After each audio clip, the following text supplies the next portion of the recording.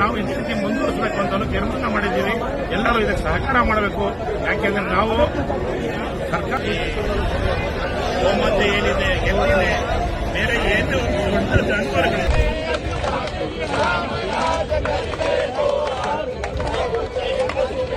ಗಾಂಧಿ ನೆಹರು ಮಾಡಿರೋದು ಹಿಂದೂ ಮುಸ್ಲಿಂ ವಾಸ ಮಾಡಕ್ ಮಾಡಿರೋದು. ಗಾಂಧಿ ನೆಹರು ಮಾಡಿರೋದು ಇದನ್ನ ನಾನು ಅಪ್ಪ ಅಲ್ಲ ಮಾಡಿರೋದು ಇದನ್ನ. ಎರಡು ಪೊಲೀಸರು ಗಾಡಿಗಳನ್ನ ಹಿಡಿತಿದ್ರು. ನಮ್ಗೆ ದುಡ್ಡು ಕೊಡ್ಲಿ, ನಾವು ಬೀಜ ಬಿತ್ತಬೇಕು, ಜಮೀನು ಪಾನಿ ತರ್ತೀವಿ. ನಮ್ಗೆ ಅದ್ಬಿಟ್ಟು ಸಂತೆಲಿ ಸುಮ್ಮನೆ ಕ್ರಿಯೇಟ್ ಮಾಡಿ ಹೇಮೋತಿ ಸ್ಟ್ಯಾಚು ಹತ್ರ 11 ಗಂಟೆ ಸ್ಟ್ರೈಕ್ ಐತೆ, ಹೋಗಿ ಸೇರ್ಕ ಅಲ್ಲಿ ಮಾಡು ಸ್ಟ್ರೈಕ್ ಆಯ್ತಾ.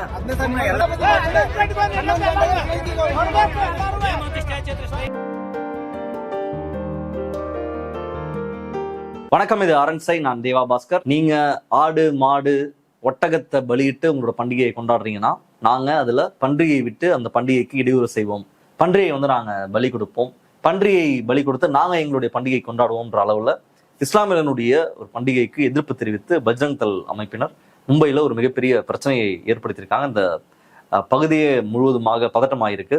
எந்த பண்டிகைக்கு இந்த எதிர்ப்பை வலதுசாரிகள் கொடுக்குறாங்க, நடந்த நிகழ்வுகள் என்ன, இந்த விஷயத்த நாம் எப்படி பார்க்குறோம் அப்படின்னா அந்த வீடியோவில் நம்ம பார்க்க போகிறோம். பக்ரீத் பண்டிகையை இந்தியாவில் இஸ்லாமியர்கள் கொண்டாட இருக்காங்க. அதற்காக உங்க எல்லாருக்குமே தெரியும் பக்ரீத் பண்டிகை எப்படி கொண்டாடப்படும்ன்றது எல்லாருக்குமே தெரியும். குர்பானி கொடுப்பாங்க, இறைவனுக்கு படைப்பாங்க. ஆடு அல்லது மாடு, ஒட்டகம் இல்ல எருமை, அவங்களால என்ன வசதி இருக்கோ அவங்களுக்கு அந்த வசதிக்கு ஏற்ப விலங்கை பலி கொடுப்பாங்க. அதுக்கப்புறம் அந்த பலி கொடுத்த அந்த விலங்கினுடைய அந்த கரியை கூட மற்றவர்களுக்கெல்லாம் பங்கிட்டு தான் அந்த பண்டிகையை கொண்டாடுவாங்க. கிட்டத்தட்ட அந்த இஸ்லாமியர்களுடைய அந்த 2 பண்டிகையுமே ஒரு ரம்ஜான் அப்போ ஃபாஸ்டிங் இருப்பாங்க, நோன்பு இருந்து இங்க நிறைய பேர் சாப்பிடாம இருக்காங்க. அதெல்லாம் உணர்த்துற வகையில நோன்பு, அது ஈகை திருநாள் தான் நம்ம சொல்றோம். பக்ரதுமே அப்படி ஒரு ஷேர் பண்ணி ஒரு சந்தோஷத்தை அல்லது மகிழ்ச்சியை ஷேர் பண்ற வகையில அந்த உணவையும் பகிர்ந்தளித்து தான் அந்த பண்டிகை அப்படின்றது கொண்டாடப்படும். அப்படி இந்தியாவில் இருக்கக்கூடிய இஸ்லாமியர்கள் பக்ரீத் பண்டிகைக்கு தயாராகிட்டு வராங்க. அவங்களால முடிஞ்ச அந்த குர்பானின்னு சொல்லுவாங்க, அந்த குர்பானி கொடுக்கறதுக்கான அந்த வேலையில எல்லாரும் ஈடுபட்டு இருக்காங்க. அவங்க அந்த பண்டிகை கொண்டாடுவதற்கு தயாராகிட்டு இருக்க சூழல்ல நிறைய தடங்கல்களை வலதுசாரி பாஜக அரசு தொடர்ச்சியாக வச்சுட்டே இருக்காங்க. குறிப்பாக பாஜக ஆளக்கூடிய மாநிலங்கள்ல இந்த பண்டிகைக்கு இடையூறு செய்யற வகையில நிறைய எதிர்ப்புகள் தொடர்ச்சியாக நடந்துகிட்டே இருக்கு. இந்த இடத்துல நம்ம இன்னொரு விஷயத்தையும் குறிப்பிட்டு சொல்லணும். அது என்ன அப்படின்னா, ரம்ஜான் பண்டிகையின் பொழுது நடந்த பிரச்சனைலாம் நம்ம பார்த்தோம். நிறைய இடத்துல பிரச்சனை நடக்கிறது. குறிப்பாக டெல்லியில ஒரு பகுதியில இஸ்லாமியர்கள் அந்த இடத்துல இருந்து அந்த பண்டிகையை செலிப்ரேட் பண்ணாம அந்த இடத்துல இருந்து காலி பண்ணிட்டு போன நிகழ்வுகள் எல்லாம் நம்ம பார்த்தோம். அங்க அந்த பண்டிகையை செலிப்ரேட் பண்ண விடாம நிறைய இடையூறுகளை அங்க இருக்கக்கூடிய அரசின் வாயிலாக அங்க இருக்கக்கூடிய இந்த ஃப்ரண்டல் ஆர்கனைசேஷன்ஸ், பாஜகவினுடைய வலதுசாரி அமைப்புகள் எல்லாம் சேர்ந்து நடத்தக்கூடிய நிகழ்வுகளை நம்ம பார்த்துட்டே தான் இருக்கோம். ரம்ஜானுக்கும் அது நடந்தது. தொடர்ச்சியாக இந்துக்கள் பண்டிகையின் போது கூட இஸ்லாமியர்கள் இருக்கக்கூடிய வீதிக்கு போனா அது விநாயகர் சதுர்த்தியா இருக்கட்டும் அல்லது ராம்நவமியா இருக்கட்டும், அந்த பகுதிகளில் போகும்பொழுது கூட இஸ்லாமியர்களுக்கு இடையூறு செய்யக்கூடிய வேலையும் தொடர்ச்சியாக அவர்கள் செஞ்சுட்டு இருக்கோம், நம்ம பார்த்துட்டு இருக்கோம். அப்படி இப்போ பக்ரீதுக்கும் வந்திருக்காங்க. பக்ரீதுல என்னென்ன பிரச்சனை ஏற்படுத்தியிருக்காங்க அப்படின்னா, குறிப்பாக மேற்கு வங்க அரசு, உத்தரப்பிரதேச அரசு, பாஜக ஆளக்கூடிய மாநிலங்கள் இருக்கக்கூடிய பெரும்பான்மையான அரசுகள், மும்பையில கூட பாஜக ஆட்சி நடைபெற்று இருக்கு. நீங்க மாடை பலி கொடுக்க கூடாது, நீங்க ஒட்டகத்தை பலி கொடுக்க கூடாது, ஆடை நீங்க பலிட்டுக்கலாம். அதுவும் ஒரு அத்தாரைஸ்டு பிளேஸ்ல எங்க அதை பலி கொடுக்கணுமோ அங்கதான் பண்ணணும். பப்ளிக்ல நீங்க பண்ணக்கூடாது, உரிய அனுமதியை பெற்றுக்கணும். நிறைய கண்டிஷன்ஸ் போட்டிருக்காங்க. குறிப்பாக மாடு ஒட்டகத்தை பலி கொடுக்க கூடாது அப்படின்ற உத்தரவையும் பிறப்பிச்சிருக்காங்க நிறைய இடத்துல. அது இந்துக்களுடைய உணர்வை புண்படுத்துது, இங்க இருக்கக்கூடிய பெரும்பான்மை மக்களுடைய உணர்வை புண்படுத்துது. அதனால நீங்க பலி கொடுக்க கூடாது அப்படின்ற உத்தரவை அங்க இருக்கக்கூடிய பாஜக அரசுகள் கொடுத்திருக்காங்க. ஒரு எக்கனாமிக் சைக்கிளே, ஒரு பொருளாதார சுழற்சியே இது ஒரு மிகப்பெரிய டேமேஜை ஏற்படுத்தி இருக்கு. ஏன்னா மாடை வாங்கி விற்கிற இடத்துல நிறைய இந்துக்கள் இருக்காங்க. அவங்க இந்த பண்டிகையை நம்பி இருக்காங்க. இந்த பண்டிகையின் போது ஆடு மாடு விற்பனை அல்லது ஒட்டகத்தை வாங்கி வைக்கிறவங்களா இருக்கலாம், மாடை வாங்கி வைக்கிறவங்களா இருக்கலாம், இவங்க எல்லாருக்கும் ஒரு மிகப்பெரிய அடியை இந்த நிகழ்வு போட்டிருக்கு, இந்த உத்தரவு போட்டிருக்கு. அண்ட் ஒரு அத்தரைஸ்டு பிளேஸ்ல நீங்க ஸ்லாட்டர் பண்ணா என்ன, நீங்க ஒரு பப்ளிக் பிளேஸ்ல பண்ணாம ஒரு உரிய அனுமதி வாங்கி உரிய இடத்துல அதை பண்ணா அது நல்லதுதானே அப்படின்ற கேள்வி கூட எழலாம். அந்த அளவுக்கு நம்ம நாடு இருக்கா, எல்லாமே ரொம்ப ப்ராப்பரான செட்டப்ல நம்ம நாடு, நம்மளுடைய நிர்வாகம் எல்லாம் இருக்கான்னு கேட்டீங்கன்னா அப்படிலாம் கிடையாது. இது ஏதோ ஒரு வகையில பக்ரீதை இன்டரப்ட் பண்ணும், பக்ரீதுல ஒரு இடையூறை ஏற்படுத்தணும், இஸ்லாமியர்களுக்கு ஒரு அச்சுறுத்தலை ஏற்படுத்தணும் அப்படின்றதா அதனுடைய நோக்கமாக இருக்கு. அண்ட் மாடை பலியிடுறது, ஒட்டகத்தை பலியிடுறதுலாம் இந்தியாவுக்கு புதுசு கிடையாது. தமிழ்நாட்டுக்கும் அதெல்லாம் புதுசு கிடையாது, அல்லது இந்தியாவில் இருக்கக்கூடிய எந்த மாநிலத்திலையும் பக்ரீதின் போது ஒரு மாடை பலி கொடுப்பது அப்படின்றது புதுதெல்லாம் கிடையாது. அது ரொம்ப காமனான ப்ராக்டிஸ் தான். நீங்க யார்கிட்ட வேணா கேட்டு பார்க்கலாம். என்னோட ஃப்ரெண்ட் ஒருத்தன் ஒட்டகத்தை பலி கொடுக்க போறோம்னு எனக்கு சொன்னதெல்லாம் ஞாபகம் இருக்கு ஸ்கூல் நான் படிக்கும் பொழுது. அப்போ இந்தியாவில் இதெல்லாம் ரொம்ப சர்வசாதாரணமாக இருந்த ஒன்று. ஆனா இன்னைக்கு அதெல்லாம் நீங்க பண்ணக்கூடாது, அது உணர்வை புண்படுத்துது.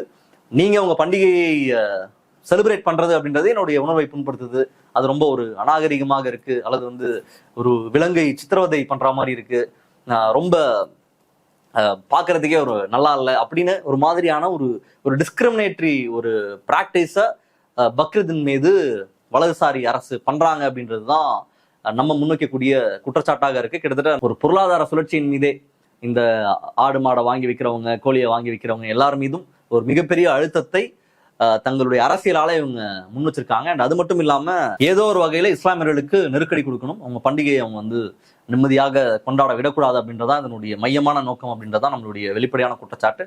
அண்ட் அது மட்டும் இல்லாம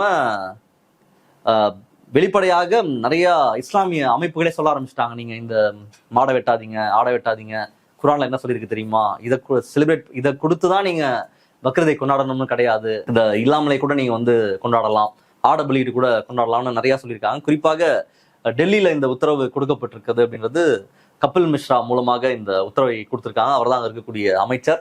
அவர் தான் டெல்லி கலவரத்தின் போது ஒரு மிகப்பெரிய குற்றச்சாட்டுக்கு உள்ளானவர், அல்லது அந்த கலவரத்துல அவர் பேசிய பிறகுதான் டெல்லியில ஒரு மிகப்பெரிய கலவரம், இந்து முஸ்லிம் கலவரம் அப்படின்றது ஏற்பட்டது. அவர் தான் இன்னைக்கு முன்னின்று இந்த உத்தரவை வந்து பிறப்பிக்கிறார் அப்படின்னும் பொழுதே நம்ம இதனுடைய மைய நோக்கம் என்ன, இன்னைக்கு வந்து அவங்களுக்கு வந்து மாடை வெட்டுறதுனால அவங்களுக்கு வந்து அவங்களுடைய உணர்வு புண்படுதா, இல்லை ஒட்டகத்தை வெட்டுறதால அவங்களுடைய உணர்வு புண்படுதான்னு கேட்டீங்கன்னா அதெல்லாம் கிடையாது. அவங்களுக்கு இஸ்லாமியர்களுக்கு ஏதோ ஒரு வகையில் ஒரு இடையூறை ஏற்படுத்தணும். அதற்காக இஸ்லாமிய அமைப்புகள் மூலமாகவே பாஜகவினுடைய மைனாரிட்டி விங் அவங்க மூலமாகவே நீங்க இதெல்லாம் பண்ணாதீங்கன்ற அந்த உத்தரவையும் இஸ்லாமியர்களுக்கு கொடுக்க ஆரம்பிச்சிட்டாங்க. அண்ட் அதுல உச்சமாக ஒரு சம்பவம் மும்பையில் நடந்திருக்கு. அது என்ன அப்படின்னா, அங்க வந்து ஒரு சொசைட்டி, வீடுகள் இருக்கக்கூடிய இடத்த வந்து ஒரு சொசைட்டின்னு சொல்லுவாங்க. அங்க வந்து நிறைய குடியிருப்புகள் இருக்கும், அது 200 வீடு இருக்கும், 300 வீடு இருக்கும், 500 வீடு இருக்கும். அந்த மாதிரி ஒரு சொசைட்டில ஆடுகளை வாங்கி வச்சிருக்காங்க. இஸ்லாமியர்கள் கொஞ்சம் நிறைய பேர் இருக்காங்க அந்த இடத்துல. ஆடுகள் வாங்கி வைக்கப்பட்டிருக்கு, இன்னும் அதை பலிலாம் கொடுக்கல, பக்ரீத் அப்போ கொடுக்கறதுக்காக வச்சிருக்காங்க. அண்ட் உள்ளவே அவங்க பலி கொடுக்கறது கிடையாது, அவங்க வெளியே தான் பலி கொடுக்குறாங்களாம். பட் ஃபங்க்ஷன் வர இருக்கிறதுனால அவங்க வாங்கி வச்சிருக்காங்க. அந்த இடத்துல அதெல்லாம் வச்சிருக்கிறதே எங்களுக்கு வந்து ஒரு பிரச்சனை அப்படின்ற ஒரு எதிர்ப்பு அந்த இடத்துல கிளம்புது. அங்க பஜ்ரங் தள் உள்ள வராங்க. பஜ்ரங் தள் உள்ள வந்து அந்த ஆடுகள் அங்க இருக்கக்கூடாது, இங்க வந்து நீங்க பலி கொடுக்க கூடாது, வேணும்னே எங்களோட இந்துக்களுடைய உணர்வை வந்து புண்படுத்துறதுக்கு, ட்ரிகர் பண்றதுக்கு, சீன்றதுக்கு இவங்க இதை பண்றாங்க, நாங்க இதுக்கு அலோவ் பண்ண மாட்டோம்னு சொல்லி வந்து போராட்டத்தில் ஈடுபடுறாங்க. அதுல போலீஸ் வந்து காம்ப்ரமைஸ் பண்ண ட்ரை பண்ணிட்டு இருக்கிற சூழல்ல பஜ்ரங் தள் பன்றியை வந்து கொண்டு வந்திருக்காங்க. பன்றியை கொண்டு வந்து உள்ள நுழையிறாங்க. பன்றியை தடுத்து அங்க இருக்கக்கூடிய காவலர்கள் அதை விரட்டி அடிக்கிறாங்க. அங்க இருக்கக்கூடிய அமைப்புகளை பன்றியை எடுத்துட்டு வந்து அவங்க டிஸ்டர்ப் பண்றது அப்படின்றது புதுசு கிடையாது. தொடர்ச்சியாக இஸ்லாமியர்களை சீண்டுவதற்கு பன்றியை வந்து கொண்டு வருது. மாட்டுக்கறி வந்து சாப்பிடுவோம்னு சொன்னா, அப்போ நீங்க பன்றிக்கறி சாப்பிட மாட்டீங்களா, நீ மாட்டுக்கறி விருந்து வச்சா தமிழ்நாட்டிலே சொல்லுவாங்க, அர்ஜுன் சம்பத்லாம் மாட்டுக்கறி விருந்து வைக்கிறேன்னு யாராவது சொன்னாங்கன்னா நாங்க பன்றிக்கறி விருந்து வைப்போம், நாங்க சாப்பிடுவோம் அப்படின்றத சொல்லுவாங்க. எந்த இஸ்லாமியரும் பன்றிக்கறியை வந்து சாப்பிடாதீங்க, சாப்பிடக்கூடாது, அது வந்து எங்களுடைய உணர்வை காயப்படுத்துது, புண்படுத்துது. பன்றிக்கறி இறைச்சி கடையை நடத்துற இடத்துக்கு முன்னாடி வந்து போராட்டம் பண்றது, இல்ல பன்றிக்கறியை வச்சிருக்கான்னு சொல்லி யாராவது அடிச்சு கொள்றது அப்படின்றதெல்லாம் எந்த இடத்துலையும் யாரும் பண்றது கிடையாது. யாரும் இந்த மாதிரியான மூடத்தனமான வேலையை யாருமே செய்யறது கிடையாது. பன்றி இறைச்சியை அவங்க சாப்பிடக்கூடாது அப்படின்றது அவங்க கடைபிடிக்கக்கூடிய ஒன்று, அவங்க மதத்துல சொல்லப்பட்டிருக்கக்கூடிய ஒன்று. அப்படி ஒரு நாம் இந்து மதத்துல நீங்க சாப்பிடக்கூடாது, இதை சாப்பிடக்கூடாதுன்ற மாதிரி எந்த நாமும் கிடையாது. பெரும்பான்மையான மக்கள் மாட்டுக்கறியை சாப்பிட்றாங்க, பன்றிக்கறியை சாப்பிட்றாங்க, என்னென்ன உணவு பிடிச்சிருக்கோ எல்லாத்தையும் சாப்பிட்டு தான் இருக்காங்க. அப்படி இருக்கும்பொழுது பன்றியை வைத்து இவங்க டிஸ்டர்ப் பண்றதுக்கான வேலையை செய்யறாங்க. அந்த பன்றிக்கறி வந்து உங்களுக்கு நீங்க மாட்டுக்கறி சாப்பிட்டா நாங்க பன்றிக்கறி சாப்பிடக்கூடாதா அப்படின்ற கேள்வியை முன்வைக்கிறாங்க. பன்றிக்கறி யார் வேணா சாப்பிடலாம், இஸ்லாமியர்கள் எந்த இடத்துலையும் இந்துக்கள் பன்றிக்கறி சாப்பிடக்கூடாது, நீங்கள் சாப்பிடுவதால் எங்களுடைய உணர்வு புண்படுது, நீங்க அந்த இறைச்சிக்கு தடை விதிக்கணும், இந்த இறைச்சியை வந்து பன்றியை வந்து பாதுகாக்கணும், பன்றி வந்து எங்களுக்கு ரொம்ப புனிதமான விலங்கு, பன்றியை வந்து நாங்க போற்றி வணங்குறோம், அதனால நீங்க சாப்பிடக்கூடாதுன்றலாம் எந்த இடத்துலையும் யாருமே சொல்றது கிடையாது. அவங்க அவங்களுடைய உணவை சாப்பிட்றாங்க, நீங்க உங்களுடைய உணவை சாப்பிடுங்க அப்படின்றது தான் அவங்க சொல்லக்கூடிய கருத்தாக இருக்கு. இப்போ பன்றியை வைத்து ஒரு டிஸ்டர்பன்ஸை பண்ணலாம் அப்படின்ற ஒரு நடைமுறையை வந்து இன்னைக்கு பஜ்ரங் தள் தொடங்கி வச்சிருக்காங்க. ஸோ பக்ரீதை இவங்க நிம்மதியாக கொண்டாட விடக்கூடாது. இந்த ஊர்ல நீங்க பக்ரீதை கொண்டாடணும், எங்க ஆட்சிக்குள்ள நீங்க பக்ரீதை கொண்டாடணும் அப்படின்னா நீங்க இந்த மாதிரியான அடக்குமுறையெல்லாம் நீங்க ஃபேஸ் பண்ணி தான் ஆகணும் அப்படின்ற ஒரு மிரட்டலை, ஒரு அச்சுறுத்தலை இஸ்லாமியர்களுக்கு வலதுசாரி அமைப்புகள் கொடுத்துட்டு இருக்காங்க. பாஜக வந்து ஒரு ஜஸ்ட் அனதர் பொலிட்டிக்கல் பார்ட்டி, பாஜக ஐடியாலஜின்றது ஒரு ஜஸ்ட் அனதர் ஐடியாலஜி, நம்ம ஏன் கடந்து போகக்கூடாதுன்னு தொடர்ச்சியாக சொல்லிட்டு இருக்கோம்னா, அது இந்த மாதிரி காரணங்களால தான் அவங்க என்ன உணவு சாப்பிட்றாங்களோ அந்த உணவு தான் உயர்ந்தது, அவங்க என்ன மொழி பேசுறாங்களோ அந்த மொழி தான் உயர்ந்தது, அவங்க என்ன சொல்றாங்களோ அதுதான் உயர்ந்தது, மற்றது எல்லாமே ரொம்ப கீழானது, ரொம்ப கேவலமானது, அருவருப்பானது, அதை மற்றவர்கள் யாருமே பண்ணக்கூடாது அப்படின்ற ஒரு அழுத்தத்தை தான் இவங்க தொடர்ச்சியாக கொடுத்துட்டே வராங்க. அண்ட் இங்க பலி கொடுக்குற விஷயத்தை பத்தி பேசும்போது இன்னைக்கு மாடை பலி கொடுக்கறது, ஒட்டகத்தை பலி கொடுக்கறது வந்து எங்களுடைய உணர்வு புண்படுது, அதனால நீங்க பண்ணக்கூடாதுன்னு இன்னைக்கு இஸ்லாமியர்கள் மீது போடப்பட்ட இந்த அடக்குமுறை நம் மீதும் திரும்பலாம், தமிழ்நாட்டின் மீதும் திரும்பலாம். இங்க ஆடு கோழி நம்ம பலிட்டு தான் இருக்கோம், பன்றியை வந்து பலிட்டு தான் இருக்கோம். வட தமிழகத்துல பன்றியை பலியிடுறதுலாம் ரொம்ப சர்வசாதாரணமான ஒரு பிராக்டிஸ். நம்ம ஆடு கோழி எல்லாத்தையும் நம்ம பலிட்டு நம்ம சாப்பிட்டு தான் இருக்கோம். மாடையும் இங்க இருக்கக்கூடிய இந்துக்கள் சாப்பிட்டு தான் இருக்காங்க. அப்போ இந்த உணவுகளை நீங்க சாப்பிடக்கூடாது, ஒரு ஆடு கோழி பலியிட தடை அப்படின்னு சொல்லப்பட்ட ஊர் தான் தமிழ்நாட்டிலேயும் அதை சொல்லிலாம் இருக்காங்க. அப்போ இது நம்ம மீதும் திரும்பலாம், ஆடு கோழி சாப்பிட்றவங்க மீதும் இது திரும்பலாம். இதை கலெக்டிவா தனி உரிமை மீது தலையிடக்கூடிய இந்த போக்கை நம்ம கண்டிக்கல அப்படின்னா நம்மளுடைய உரிமையும் பறிக்கப்படும் அப்படின்றதுல எந்த மாற்று கருத்தும் கிடையாது. அவன் பீஃபை தானே தடை பண்றான், மாடு தானே சாப்பிடுவானான்னு சொல்றான், மட்டனை சாப்பிடுவானான்னு சொன்னானா, சிக்கனை சாப்பிடுவானான்னு சொன்னானான்னு சொல்லி நம்ம கடந்து போனோம் அப்படின்னா நிச்சயமாக சிக்கனை சாப்பிட்றதுக்கும் மட்டனை சாப்பிட்றதுக்கும் ஒரு தடை வந்து கண்டிப்பாக விழுந்தான் சேரும். ஏன்னா அவங்க சொல்றது எங்களுடைய உணர்வு வந்து புண்படுது, நாங்க வந்து சாப்பிடக்கூடிய வெஜிடேரியன் சாப்பிடக்கூடிய எங்களுக்கு வந்து இது அருவருப்பா இருக்கு, பார்க்க பிடிக்கல, பார்க்க சகிக்கல, எங்களுக்கு இது வந்து ரொம்ப டிஸ்கஸ்டிங்கா இருக்கு, அதனால நீங்க இந்த உணவை சாப்பிடக்கூடாது, நீங்க இதை பண்ணக்கூடாது, இந்த பிராக்டிஸே இருக்கக்கூடாது அப்படின்ற சொல்றாங்க. இங்க இருக்கக்கூடிய நாட்டார் வழிபாடு எல்லாமே பலியிட்டு, ஆடு கோழியை பலியிட்டு அவங்களுக்கு வந்து சுருட்டு வச்சு சரக்க வச்சு இதெல்லாம் வச்சுதான் நம்ம எல்லாருமே செலிப்ரேட் பண்ணிட்டு இருக்கோம். எல்லா பண்டிகையின் போதும் நான்வெஜ் அதிகமாக கன்சியூம் பண்ணிட்டு இருக்கோம். அப்படி இருக்கும் பட்சத்துல அவங்களுடைய உணர்வு புண்படுது அப்படின்றதுனால நம்ம எதையுமே சாப்பிடாம இருக்கணும், சாப்பிடக்கூடாதுன்ற ஒரு நிலை வருமானால் அது இன்னும் ரொம்ப மோசமாக தான் முடியும். அது இவங்க வரவே மாட்டாங்க அந்த எட்ஜுக்கு அப்படின்னு நான் சொல்லவே மாட்டேன். ஏன்னா தமிழ்நாட்டிலேயே ஆடு கோழி பலியிடுவதற்கான தடை அப்படின்றது பிறப்பிக்கப்பட்ட மாநிலம், பிறப்பிக்கப்பட்டு அதுக்கப்புறம் வித்ரா பண்ணதுதான் வரலாறு. அண்ட் ஒரு முறையும் நம்ம தீபாவளியின் போது மட்டனோட சேல் வந்து பிச்சுக்குச்சு அப்படின்னு சொல்லும் போதெல்லாம் நிறைய பேர் இங்க குமுறலோட பேசுறதும், என்னது இது புது கலாச்சாரம், எதுக்கு நீங்க வந்து இவ்வளவு நான்வெஜ் சாப்பிட்றேன்னு சொல்லிட்டு பெருமை பீத்திட்டு இருக்கீங்க, இதுல என்ன பெருமை, இது என்ன புதுசா நீங்க வந்து தீபாவளி அப்ப நான்வெஜ் சாப்பிட்றீங்க, என்ன இது அப்படின்னு சொல்லி கடுப்பாகிறத நம்ம பார்த்திருக்கோம். ஏன் இவ்வளவு பிரியாணி கடை இருக்கு, எதுக்கு இவ்வளவு பிரியாணி சாப்பிட்றீங்க, பிரியாணி வந்து நீங்க ஏன் சாப்பிட்றீங்கன்னு கோவப்படக்கூடிய பல வெஜிடேரியன்ஸை நம்ம பார்த்துட்டே தான் இருக்கோம்.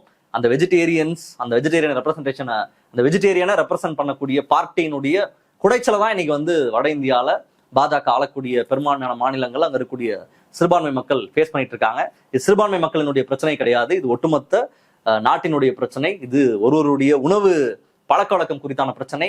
பாஜக விரும்பக்கூடிய ஒரே நாடு, ஒரே மதம், ஒரே மொழி, ஒரே உணவுன்ற இடத்தை நோக்கி நம்மளை தள்ளிட்டு இருக்காங்க.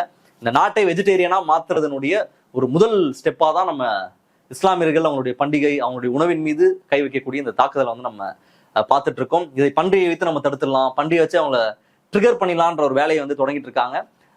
அதுக்கு நம்ம கேட்டா கூட லாஜிக் போவாங்க, முஸ்லீம் கண்ட்ரீஸ்ல வந்து பண்டிகை வச்சுலாம் இருக்கா, அங்கே ஏன் இல்லை அப்படின்ற மாதிரியான கேனத்தனமான லாஜிக்லாம் எடுத்துட்டு வருவாங்க. அது வந்து ஒரு இஸ்லாமிய மதத்தின் அடிப்படையில் நிர்வகிக்கப்படக்கூடிய அரசாங்கம். அந்த நாடுகள்ல ஆப்வியஸா அந்த மதத்தை ஃபாலோ பண்ணி அதற்கான சட்டத்திட்டம் இருக்கிற நாட்டில் அதெல்லாம் அலோவ் பண்ண முடியாதுதான். இந்தியா அப்படிப்பட்ட நாடு கிடையாது. இங்க வந்து யூனிட்டி இன் டைவர்சிட்டி, பல கலாச்சாரம், பல மதங்கள், பல இனங்கள் சேர்ந்து வாழ்றது தான் இந்தியா. அதுதான் இந்தியாவினுடைய அடிப்படை. பன்முகத்தன்மை தான் இந்தியாவினுடைய அடிப்படை. அந்த அடிப்படையின் மீது கை வைக்கிறாங்க அப்படின்னா இது அவங்களோட மட்டுமே நிற்காது. இந்த உணவின் மீது அவங்க நடத்தக்கூடிய தாக்குதல் அப்படின்றது தொடர்ச்சியாக மற்ற எல்லார் மீதும் வரும், எல்லா இனத்தின் மீதும் வரும், எல்லா மதத்தின் மீதும் வரும். கடைசியாக இன்னைக்கு தமிழ்நாட்டில் கூட இந்த ஜெயின் ஃபெஸ்டிவல்லாம் வரும்பொழுது இறைச்சி கடையை வந்து மூடிடுவாங்க. இறைச்சி கடையை வந்து மூட உத்தரவு, கார்பரேஷன் வந்து உத்தரவு கொடுத்துட்டாங்க, அரசு வந்து உத்தரவு கொடுத்துருச்சுன்னு சொல்லி மூடுவாங்க. அதுவே தமிழ்நாட்டில் முதல்ல பரிசீலிக்கப்படணும். அப்படிலாம் நம்ம வந்து வாங்கி சாப்பிட்றதுனால யாருக்கும் எந்த பிரச்சனையும் கிடையாது. அப்படிலாம் ஒருத்தங்க உணர்வு புண்படுது அப்படின்னா அவங்க தான் வேற ஏதாவது யோசிக்கணும். நம்ம சாப்பிட்ற உணவுனால அவங்களுடைய உணர்வு பாதிக்கப்படுது அப்படின்னா அதுக்கு யாரும் எந்த பொறுப்பும் ஏற்க முடியாது. இங்க பலர் வாழக்கூடிய நாடு இது, பல மொழி பேசக்கூடிய, பல மதம், பல இனம் வாழக்கூடிய நாடு இது. அதுல எல்லாரும் அவங்களுக்கான பிடித்த உணவை சாப்பிடுவது அப்படின்றது அடிப்படை உரிமை. அந்த அடிப்படை உரிமையின் மீது பாஜக மீண்டும் ஒரு தாக்குதலை தொடுத்திருக்கு.